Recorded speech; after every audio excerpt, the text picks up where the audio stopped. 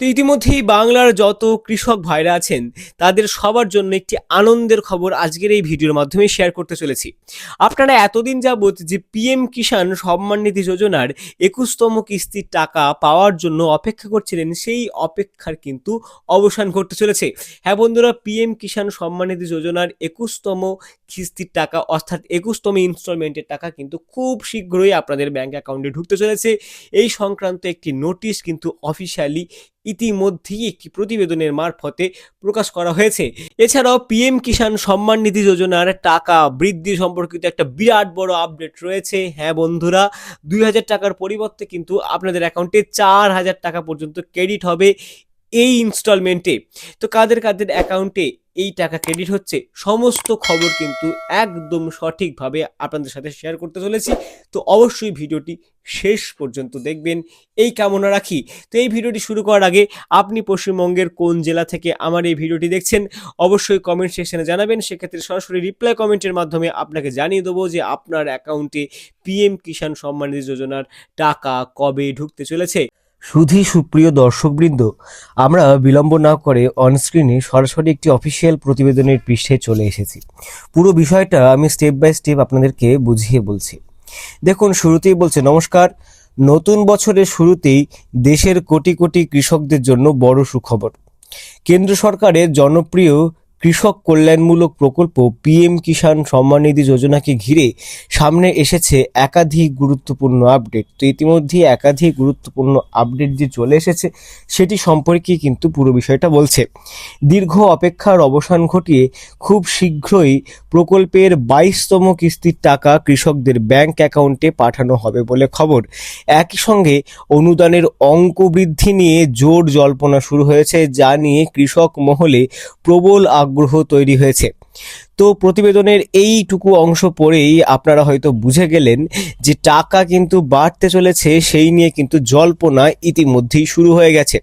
প্রতিবেদনের পরের প্যারাগ্রাফে দেখুন বলছে, প্রথমে যদি পিএম কিষাণ প্রকল্পের কথা বলি, এই যোজনার মাধ্যমে কেন্দ্র সরকার যোগ্য কৃষক পরিবারগুলোকে বছরে ৩টি কিস্তিতে আর্থিক সহায়তা প্রদান করেন। প্রত্যেক কিস্তির পরিমাণ ২,০০০ টাকা, অর্থাৎ বছরে মোট ৬,০০০ টাকা পান কৃষকরা। এই প্রকল্পের মূল উদ্দেশ্য কৃষকদের ন্যূনতম আর্থিক সুরক্ষা নিশ্চিত করা এবং চাষাবাদের খরচ সামলাতে সাহায্য করা। এই জন্যই কিন্তু এই প্রকল্পটি অর্থাৎ পিএম কিষাণ প্রকল্প কিন্তু কৃষক মহলের কাছে অত্যন্ত জনপ্রিয় কল্যাণমূলক প্রকল্প বলে খ্যাত। এখন প্রশ্ন হচ্ছে, ২২তম কিস্তির টাকা কবে আসবে, যেটা আপনাদের সকলেরই প্রশ্ন।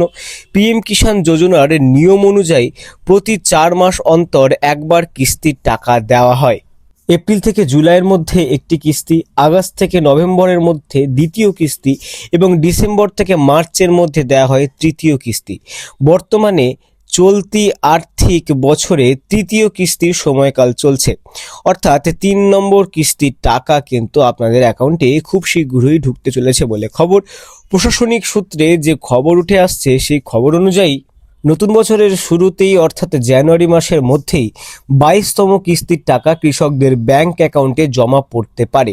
যদিও এখনো পর্যন্ত সরকারি নির্দিষ্ট কোনো তারিখ কিন্তু ঘোষণা করা হয়নি। এর মধ্যে আরেকটি খবর ঘিরে চর্চা শুরু হয়েছে, আর তা হলো পিএম কিষাণ প্রকল্পে কিস্তির অঙ্ক বাড়তে পারে কিনা, যেটা আপনাদের সকলের মনেই কিন্তু প্রশ্ন। বিভিন্ন সংবাদ মাধ্যমে দাবি করা হচ্ছে আগামী দিনে ২,০০০ টাকার বদলে প্রতি কিস্তিতে ৪,০০০ টাকা করে দেওয়ার বিষয়টি নিয়ে আলোচনা করছে, অর্থাৎ দ্বিগুণ টাকা অর্থাৎ ডাবল টাকা ঢোকার জন্য কিন্তু আলোচনা ইতিমধ্যে শুরু হয়ে গেছে। অর্থাৎ বর্তমানে যেখানে বছরে ৬,০০০ টাকা দেওয়া হয় সেখানে এই অনুদান বাড়িয়ে ৮,০০০ টাকার বেশি করা হতে পারে। এই দাবির পেছনে একাধিক কারণ উঠে এসেছে, যে কারণে টাকা ডাবল হতে পারে সেই কারণে কিন্তু একাধিক কারণ উঠে এসেছে। একদিকে প্রকল্প চালু হওয়ার পর থেকে আজ পর্যন্ত অনুদানের পরিমাণ কিন্তু একবারও বাড়ানো হয়নি, এখনো পর্যন্ত কিন্তু একবারও বাড়েনি। অন্যদিকে কৃষি সরঞ্জাম, সার, বীজ এবং নিত্য প্রয়োজনীয় দ্রব্যের দাম ধারাবাহিকভাবে কিন্তু দিনের পর দিন বৃদ্ধি করছে, অর্থাৎ বেড়েই চলেছে। ফলে কৃষকদের তরফে দীর্ঘদিন ধরে আর্থিক সহায়তা বাড়ানোর কিন্তু দাবি উঠেছে। সেই কারণেই নতুন বছরে এই বিষয়ে সরকার সিদ্ধান্ত নিতে পারবে বলে মনে করছেন বিশেষজ্ঞরা। তো এই উক্ত কারণগুলির জন্য কিন্তু টাকা বাড়ার অনেকটাই সম্ভাবনা আছে, যেটা কৃষক মহলে যারা বিশেষজ্ঞ আছেন তারা কিন্তু মনে করছেন।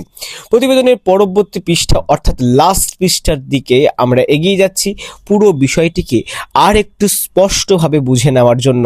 আশা করি সঙ্গে থাকবেন।